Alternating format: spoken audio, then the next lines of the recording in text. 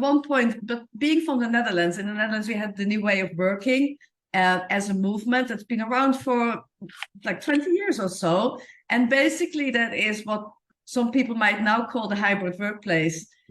So it was about working where you want and when you want. So about giving people more flexibility, more autonomy, and moving towards more results-driven workplaces. Yeah.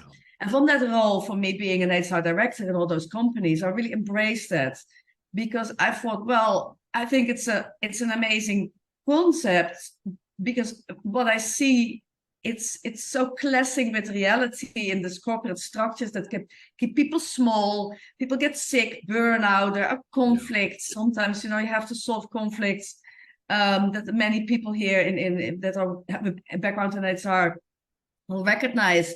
But we might be thinking, well, this is not definitely an adult conversation or an adult relationship between the employer and the employee, and it can lead to very uncomfortable situations for both parties.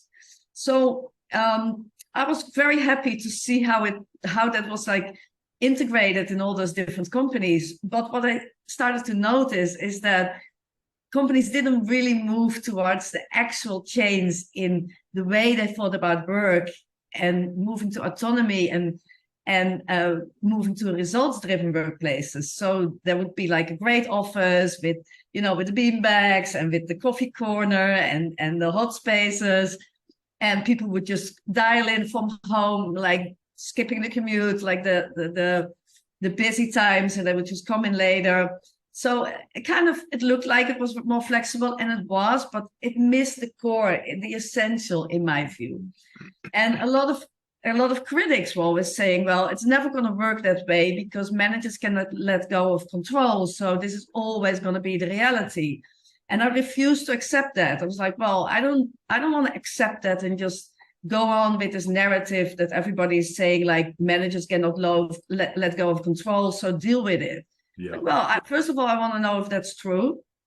And if it's true, then we need to know why, because there must be a reason, and we have to know what the reason is before we can change it and move on to a better way of working. So that was basically the starting point of my journey that we will touch upon in this conversation in various ways.